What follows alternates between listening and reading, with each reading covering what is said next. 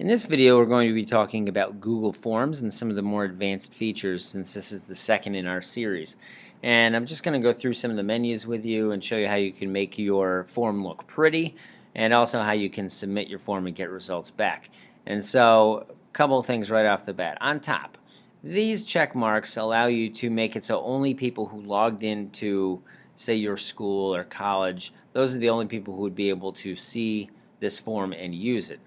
You can also, if that's true and you're only using people within your organization, you can have their user data, meaning their usernames, taken so that you can keep track of who has submitted a response, and you can show progress on a progress bar on the bottom. I like to have that one on anytime that I am doing anything that's longer. So a longer survey, you're going to want that so people know that they don't have much farther to go in order to finish your response.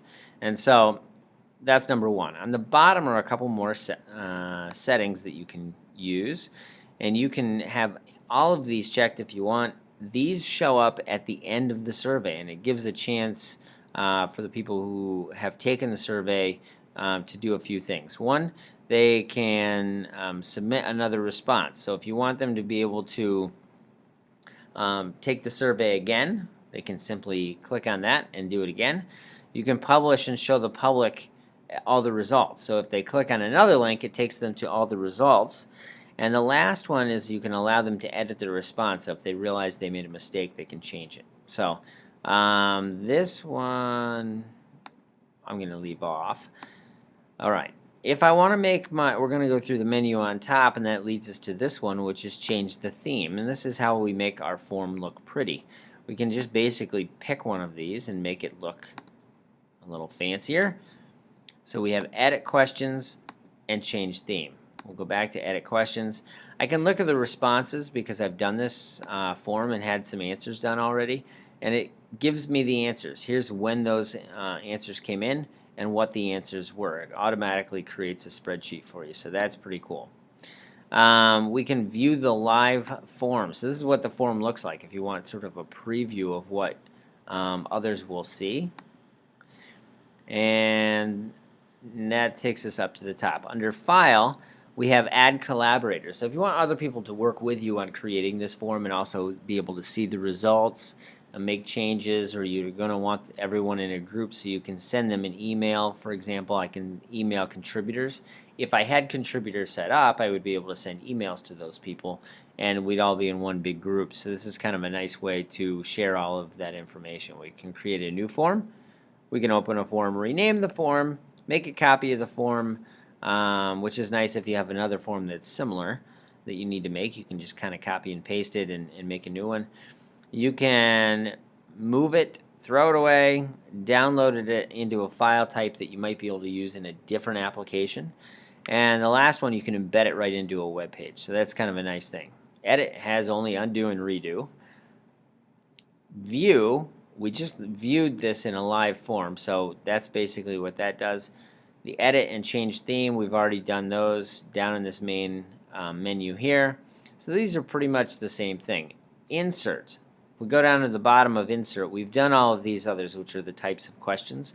But at the bottom, we can put in a page break to break up longer surveys. We can also throw in a header or an image or a video, which is nice to be able to do. Responses we're going to get to in a minute. Under Tools, this is some more advanced features, Script Manager and Editor, which we're not going to go into in this video. Responses. I can turn the responses off so I'm no longer accepting responses. So if I have some sort of contest and people are submitting responses to win a contest, I can shut it off anytime I want to. Summary of responses we'll go to in a minute. View responses I already showed you. Change response destination just puts the responses somewhere else. Unlink form we won't go into in this video. You can get the pre-filled URL, and basically that's the URL you need in order to make a link on another website or in an email that would get people to this survey. You can delete all responses. So if you've put out a survey and maybe it's an annual survey, you can delete all the responses and give people the same survey again. We're going to go to the summary of responses. And this is the other way to look at it. It's really neat. Great way to have your results organized and look at the data and get some meaning out of it. And so that's a nice thing to have. The last thing I wanted to show you is how to send this form, because not only can you just get the link and you can copy and paste it into an email or put it on a web page, you can also go down here, type in email addresses of people whom you want to get the form, send them an email. You just type in their address and then press the return button or the enter button. It'll give you a chance to type in another address and another address, and you just stack them on top of each other. And when you're done, you push the green send button, and it's going to send them the link that you see up above, and automatically they'll be able to click on that link and do your form. You could also include it on Google+, Twitter, or Facebook, and so these are nice features to be able to have. Hopefully that's been a helpful bit of information for you. Good luck in using Google Forms.